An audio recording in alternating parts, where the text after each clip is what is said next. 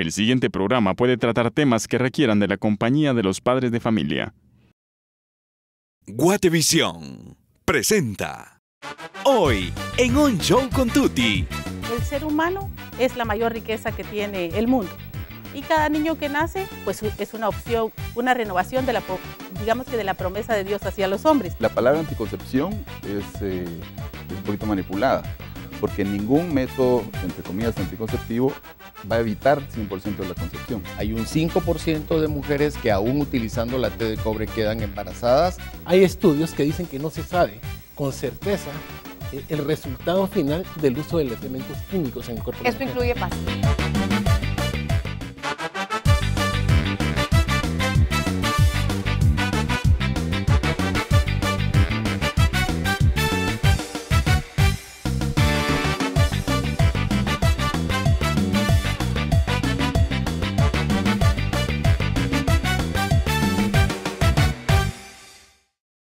Gracias amigos por su sintonía y por darse cita todas las noches de lunes a viernes aquí con nosotros. Hoy hablando de un tema, planificación familiar y anticonceptivos, que pocas veces, a veces lo sacamos a la mesa. Puede ser que tengamos un concepto, puede ser que tengamos un punto de vista, puede ser que nos hayan transmitido también nuestros padres, nuestros abuelos, en nuestro colegio, en nuestra iglesia, en el lugar a donde frecuentamos, diferentes ideas alrededor de. Pero nos hemos tomado a la tarea de investigar un poquito más a fondo. Ojalá y hoy nosotros podamos contribuir a que usted amplíe más su información y así tome decisiones en su vida, definitivamente. Me da mucho gusto presentarles a ustedes, a mi invitada de este primer bloque, es la doctora Mirna Montenegro. Ella es del Observatorio de Salud Reproductiva.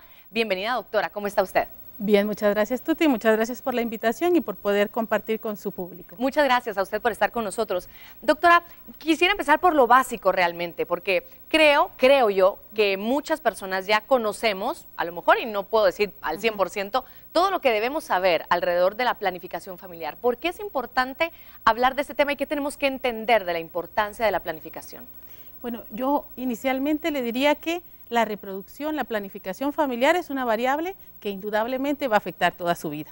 No es lo mismo que usted sea una madre a los 12 o 13 años, claro, cuando no tiene posibilidades de poder mantener a su hijo o cuando es producto de una violación, por ejemplo, claro. Que si usted es madre cuando tiene 20, 24, 25, que ya es una decisión informada, que es un niño que probablemente va a venir a este mundo en un hogar donde lo esperan, donde lo aman y donde van a hacer todo lo posible por satisfacer sus necesidades. Es un tema que, si bien pareciera muy lógico para algunas personas, para otras personas todavía representa un tema controversial.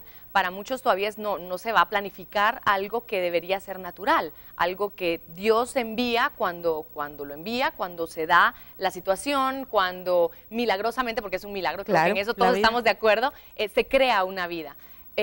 ¿Cómo se contraponen estas dos visiones, la planificación familiar versus la no planificación familiar? Por ejemplo, el ser humano es la mayor riqueza que tiene el mundo.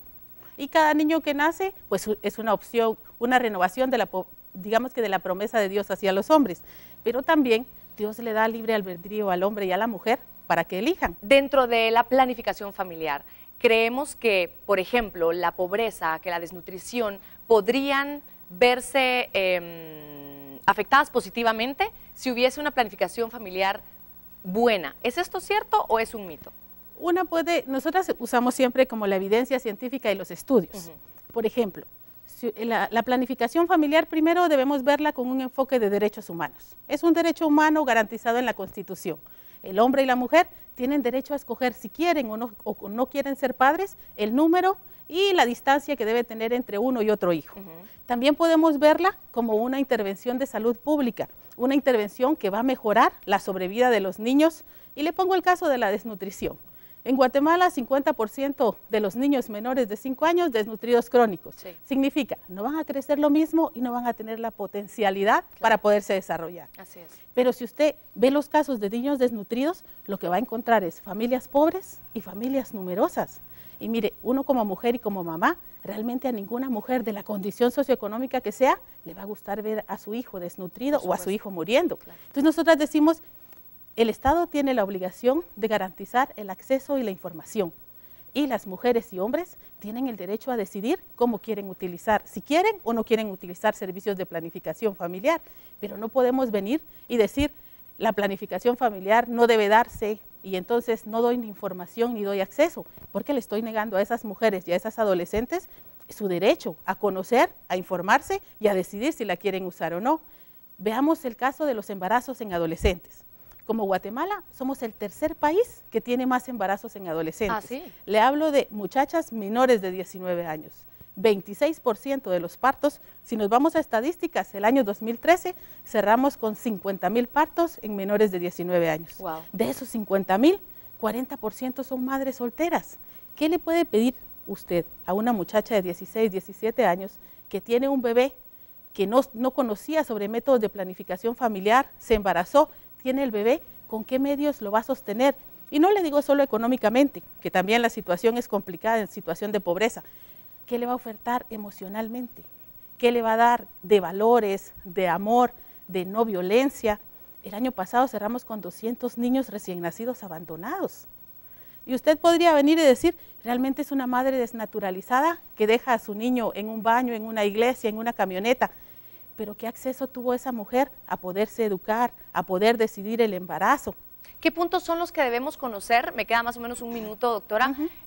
Puntos clave que deberíamos conocer todos y que como padres, no solamente padres de que nuestros hijos algún día van a ser padres también, sino nosotros como familia debemos tomar en consideración y platicarlo en pareja. En realidad la educación sexual es una cuestión que debe conversarse dentro de la casa con naturalidad y también hablar acerca de la planificación familiar.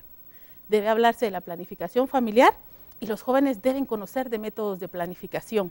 Lo ideal es que los muchachos sean abstinentes, pero las estadísticas nos dicen que eso no es cierto. En Guatemala el 40% a los 17 años ya inició relaciones sexuales y si las inicia sin conocimiento y sin protección, usted está hablando de un embarazo no deseado o está hablando de una infección de transmisión sexual.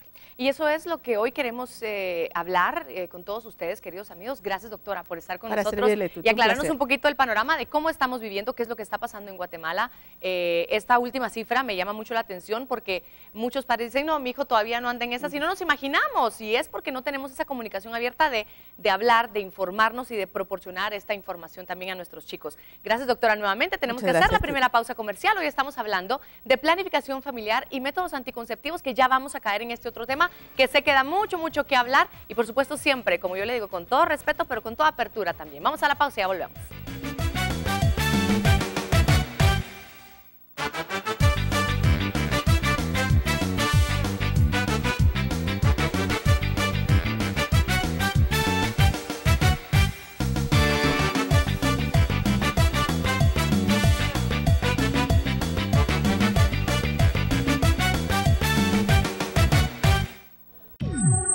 Yo digo que sí, previene.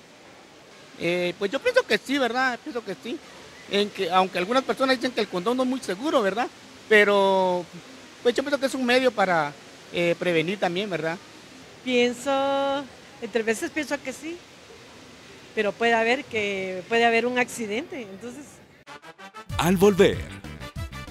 La diferencia entre un método anticonceptivo y un método natural es que uno debe de asesorarse, debe de prepararse y debe de seguir ciertas reglas.